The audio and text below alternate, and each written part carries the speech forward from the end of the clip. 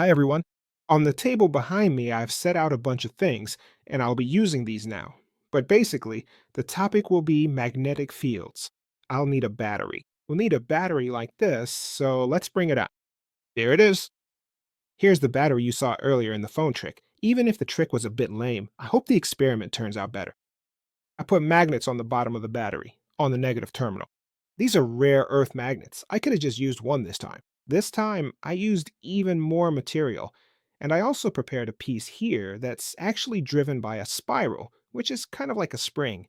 And if I place this carefully on the battery like this, then look, I've just built a simple motor. You can see here, the motor works. The spiral driven part spins around and around. You can build one just like this too. It's really simple. You just need a piece of conductor, such as a wire, that doesn't have any insulation. There's no insulation at all, so not even a thin layer of enamel insulation on it. You need a battery, a few strong magnets, and when you put this coil right here on top of the battery, you have to carefully position the end of the wire so that it's exactly in the center of the positive end of the battery. And it's very important that the very last loop at the bottom of the coil touches the side of the magnet. The point here is that electric current flows through this conductor. The current, which has a magnetic field, and here is a permanent magnet, which also has a magnetic field. These two magnetic fields interact, resulting in a rotating motion. As you can see, there's a magnet on the negative pole and one on the positive pole. I'll align it to the center, and here I've placed a furniture board, covered underneath with foil, so it has an aluminum coating. This is a conductive layer. If I put this battery here, I've built a motor. I started this way, and as you can see, it started moving in that direction. If I turn it around and give it a gentle push, it goes this way instead. I can do it though, sometimes you have to carefully adjust it just a bit to make it go to the side. And it can even go in the other direction. You just always have to give it a push to get it started, like this.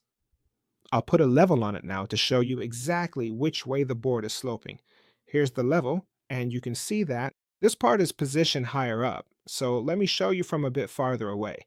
Specifically, the part of the board that is located near the wall is higher, so there's an upward slope in that direction. And you'd expect that if I put something on this board, for example, like the cylinder, it would naturally roll down the slope due to gravity. See? It rolls down.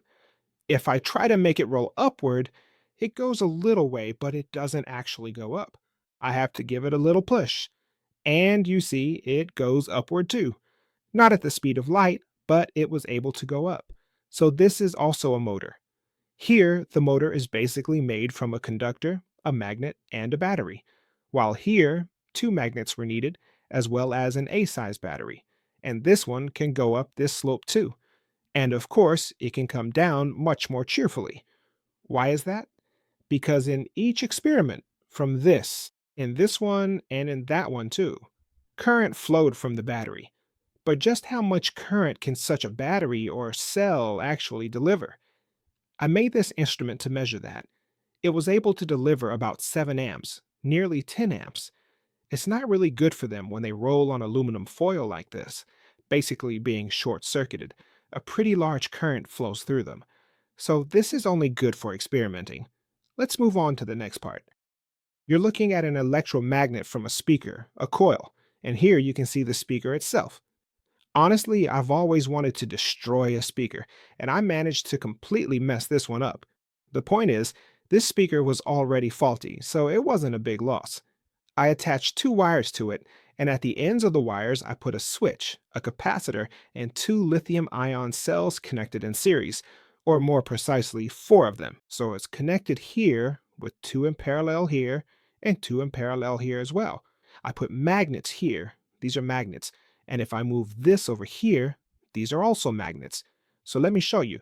I set it up so that it can move here, it can come over here, like a hammer swinging back and forth, from here to there.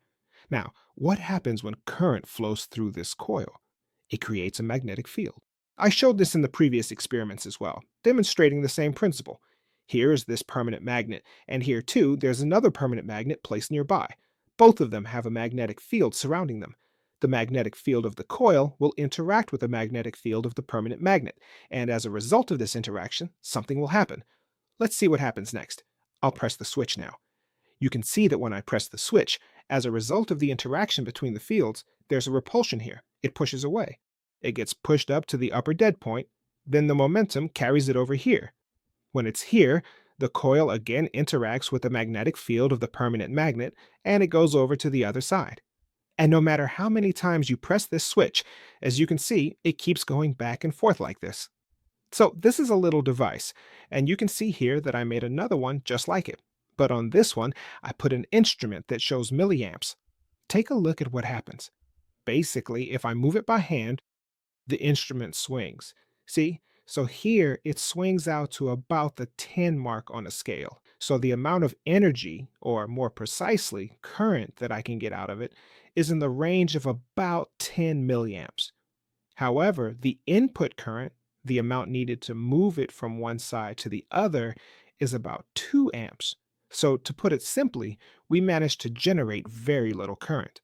So if I were to connect the two wires of this hammer to the other one and throw it over here, there would be a little bit of energy generated, but it wouldn't be enough for it to jump from here to there, nor would it be enough for it to bounce back from here. It would look really nice if it could become a sort of perpetual motion, where this one moves, and as a result, the other one moves too. I mean, if the two were connected. I set all this up here so you can see that electricity has a really striking effect in this experiment. Basically, a pulse of current is enough to flip this hammer over here and then back again. Now, let's move on to the apple experiment.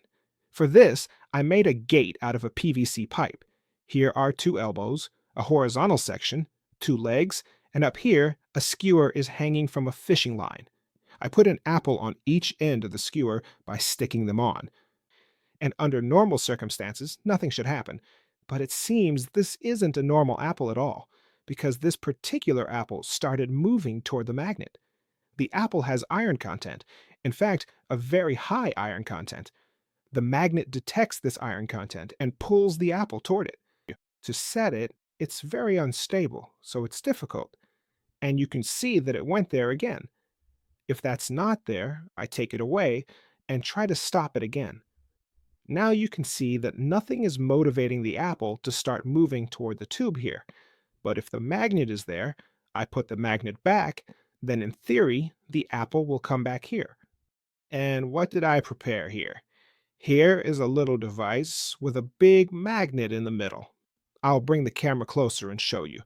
It looks like this. There are 4 magnets here. The magnet is fixed onto this plastic tube. There's a leg here and another leg here. On the side of the leg, a copper wire comes down. And up here, there's a little loop. There's a loop here and another loop here. You can actually hang a swing on it.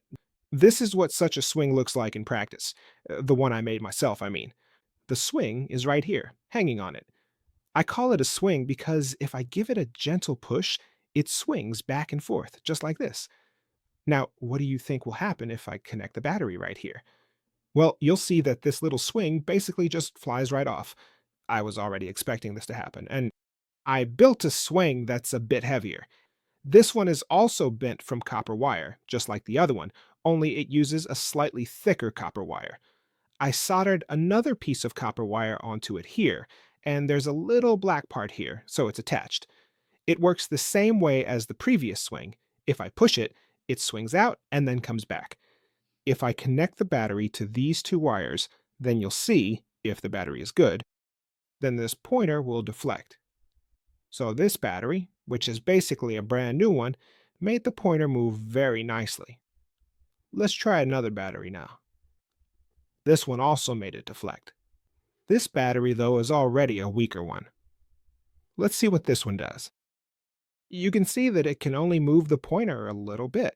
So a weak battery basically keeps the pointer at 0%, while a strong battery pushes it all the way to 100%. With this method, I've built a little device. If the pointer stands here, the battery is dead. If it moves over here, the battery is brand new. And on this demonstration board you see here behind me, my plan was to hide a trick among the real things. And the trick is the apple experiment you see here.